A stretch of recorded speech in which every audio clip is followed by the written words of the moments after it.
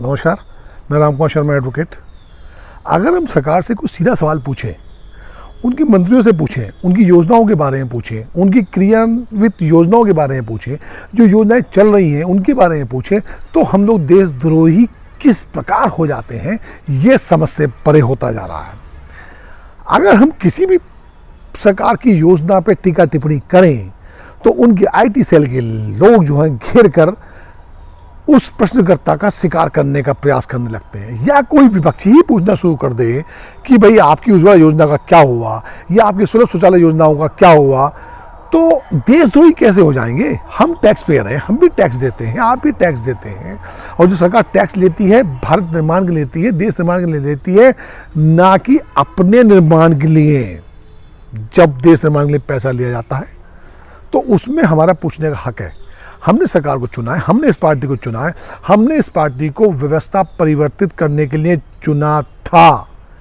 अब हम ये पूछें कि भैया आपने जो ये उज्ज्वला योजना बनाई थी आज किस अवस्था में है, क्या इसका वास्तविक उपयोग हो रहा है, क्या जो गरीब हैं उनको इसका लाभ मिल रहा है? नहीं मिल रहा। ये बात ठीक है। आपने 1600 रुपए की सब्सिडी उनको दी गई, कुछ कनेक्शन उससे भी लिया गया। 1600 रुपए की सब्सिडी में आप उनको क्या देते हैं? क्या देते हैं आप उनको? आप उनको देते हैं एक गैस का चूल्हा, है ना। ये गैस का चूल्हा 500-600 रुपए का मार्केट में मिल जाता है, जिसको आप 1600 रुपए का बेचते हैं। किसके? गरीब आदमी को। तो यहां लाभ कमा लिया, सब्सिडी हमसे ली, सब्सिडी हमारे पैसों की ली, टैक्स पेयर के पैसों की सब्सिडी का आपने दुरुपयोग या उपयोग जो है उसको देने के लिए किया। चलो ठीक है, कर दिया, कोई बात नहीं, हो गया।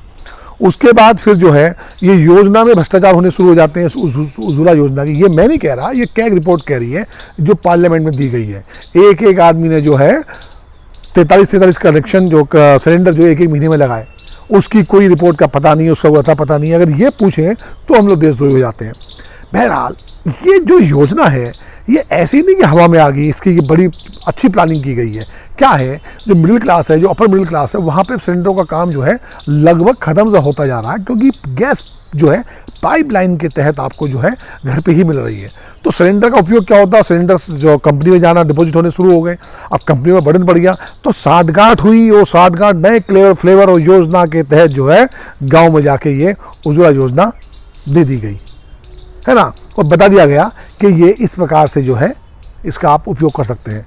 अब एक सिलेंडर की उस समय कीमत कितनी? 550 रुपये सब्सिडी थी, सब्सिडी आपने ख़त्म कर दी। जब सब्सिडी भी आपने ख़त्म कर दी तो आज जो गैस सिलेंडर की कीमत कितनी है?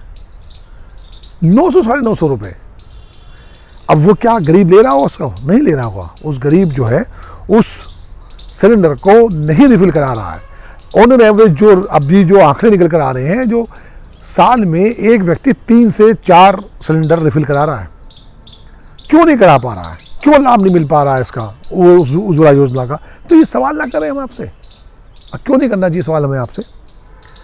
तो दुरुपयोग किया ना हमारे पैसों का, ये उज्ज्वला योजना का हाल। अब आप आगे देखिए, आगे क्या होता है।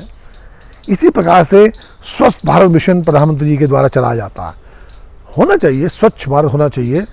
शौचालय ग्रामीणों में, ग्रामीण परिवेश में जो है शौचालय बनाए गए, लेकिन शौचालय निर्माण के लिए सरकार ने जो अपनी तरफ से आर्थिक सहयोग दिया वो दिया मात्र 12,000 रुपये।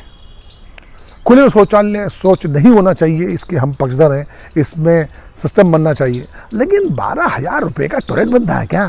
अब 12,000 रुपये में क्या आंकड़ेबाजी नहीं होगी? कमीशन नहीं गए होंगे? इसमें करप्शन की तड़का नहीं लगा होगा? लगा होगा ना करप्शन का तड़का भी। 12,000 के वो शौचालय बनेंगे। आज शौचालय किस अवस्था में?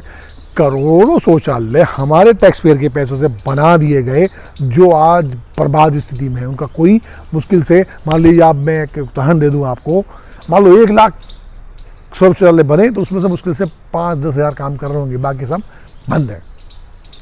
पर बन ही नहीं सकता। आप गड्ढा खोद के देखिए 10-12 हज़ार रुपये में तो जो उसका सर्व शौचालय का जो गड्ढा है वही बन पाएगा। तो उसमें आपको गड्ढा भी खोदना है ना, सेप्टिक टैंक जो होता है वो भी आपको खोदना है, प्लस जो उसका टाइल्स भी लगानी है, इस पर शीट भी लगानी है, उसका सिविल कंस्ट्रक्शन भी कराना। 12,000 में कैसे संभव है भाई?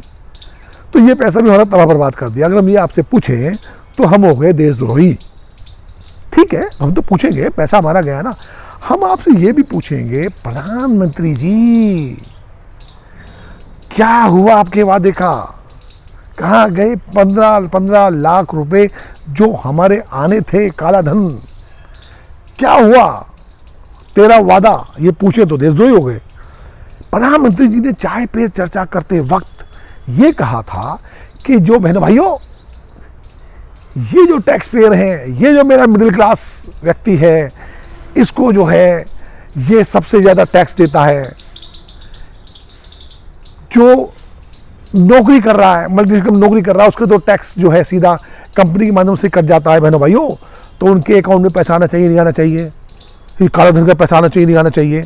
हमने कहा बिल्कुल आना चाहिए। हमने कहा इससे बढ़िया तो कोई प्रधानमंत्री हो ही नहीं सकता। गजब, सबने जम के वोट दिया, दोबारा भी वोट दिया, दोबारा भी सरकार बनाई। लेकिन क्या ये सब जुमलेबाजी ही रहेगी?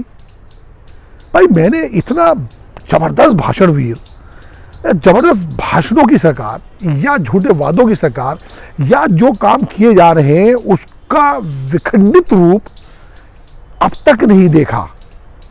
अब मैं ये पूछूं तो मैं देशद्रोही, मैं पूछूं तो मुझे मुकदमे की तैयारी या मेरे से लोगों में मुकदमे की तैयारी कर दी जाती है। लेकिन हम तो पूछेंगे भाई, हमने वोट दिया है सरकार को, हो सकता है दोबारा दे दें, या हो सकता है दोबारा ना दें, या ये भी हो सकता है कि हम कैंपेन चलाएं जैसे किसान चला रहे हैं। किसान आज आंदोलन कर रहे हैं कि हमें नहीं चाहिए जो आप कानून दे रहे हैं, ये हमारे हित का नहीं है। लेकिन आप जो नहीं ये आपके हित का है, मुझे दवाई नहीं पीनी, मैं बीमार नहीं हूँ, जो आप जबरदस्ती उसको दवाई दे रहे हैं, आप जबरदस्ती पागल बना रहे हैं उसको। ये सब हम पूछते हैं तो हम लोग देशद्रोही हो जाते हैं।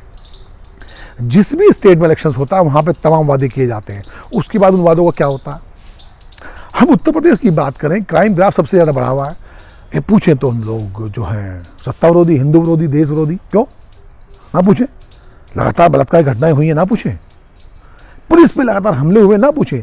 क्या परिवर्तन हो गया सपा में और भाजपा में आके? भाजपा के सपा के टाइम में भी जो है पुलिस पे हमले हो रहे थे और जो है भाजपा के टाइम में भी हुए। क्या परिवर्तन हो गया? सिर्फ सत्ता का परिवर्तन हुआ है, आम जनता तो ऐसी बनने के लिए है क्या? नहीं भाई, बहुत हो गया। हम अगर शांत हैं तो इसको हमारी आप कमजोरी ना समझे साहब। हम आम आदमी हैं, जैसे सड़क गई तो सड़कों पे हम भी नजर आ जाएंगे, हम भी सड़कों पे नजर आएंगे। हम ना पूछें नौकरियों का क्या हुआ? 2 करोड़ नौकरियां आप देना चाह रहे थे, उस नौकरी का क्या हुआ? हम ना पूछें आपसे? क्यों नहीं पूछेंगे आपसे? क्यों नहीं पूछना चाहिए? 5,000 नौकरी निकलती है, 15 लाख लोग अप्लाई करते हैं। एक बात समझ लीजिए, हिंदू मुस्लिम के गणित में जो हम लोग उलझ के रहे हैं, इसमें हमारे बच्चों को नौकरी मिलने वाली है नहीं। क्यों नहीं मिलेगी? क्योंकि है ही नहीं, नौकरी मिलेगी कहाँ से भाई? पढ़े लिखे लोगों को नौकरी नहीं है। और काम धंधे के लिए बैंक तो ऐसे लोगों को लोन देगा जो पैसा लेके भागने की स्थिति में, उनको लोन मिलने वाला है। हम अगर 2 लाख 20 लाख 25 लाख लोन ले भी लें और मान लो एक आध इंस्टॉलमेंट हमारी खराब भी हो गई तो हमारे घर पे नोटिस चस्पा हो जाएगा, नीलाम कर दिए जाओगे आप लोग। तो ये हम लोग सवाल पूछते हैं सरकार से, तो इसमें यार देश विरोधी कैसे हो गए भाई? नहीं, हम देश विरोधी, हम देशभक्त हैं। हम हिसाब मांगेंगे, हम जवाब मांगेंगे, हम पूछेंगे 15 लाख रुपए कब आएंगे, हम पूछेंगे हमारी नौकरी कब मिलेगी, शिक्षा का सुधार कब होगा, स्वास्थ्य का सुधार कब होगा, हम ये सब पूछेंगे। पूछना चाहिए। सवाल ये बनता है कि आप लोग अपनी अपनी पार्टी की अंधभक्ति में सवाल करना क्यों बंद कर देते हैं? सपा की सरकार आ जाएगी तो सवाल बंद हो जाएंगे, बीजेपी की आ जाएगी सवाल बंद हो जाएंगे, कांग्रेस की आ जाएगी सवाल बंद हो जाएंगे, और जब यही लोग विपक्ष में आ जाएंगे तो सारे सवाल छाती पीट पीट निकालेंगे। महंगाई हाय हाय रे महंगाई, हाय हाय रे महंगाई, है ना? सिलेंडर लेके प्रदर्शन करेंगे। हे स्मृति ईरानी, हे स्मृति ईरानी जी, रविशंकर जी, राजनाथ सिंह जी सब प्रदर्शन करते थे ना सड़कों पे। आज क्या हुआ? पेट्रोल डीजल के भाव ना पूछें, सिलेंडर के बारे में ना पूछें, बेरोजगारी पर ना पूछें, तो पूछें तो हम लोग देशद्रोही, पूछे तो कांग्रेसी। किससे पूछें? नेहरू से पूछें या राहुल गांधी से पूछें? क्यों पूछें? सत्ता में आप हो ना, नहीं है सत्ता चलानी तो बाहर आ जाइए, हम आते हैं ना। सवाल कीजिए, सवाल करना बहुत जरूरी है। नमस्कार।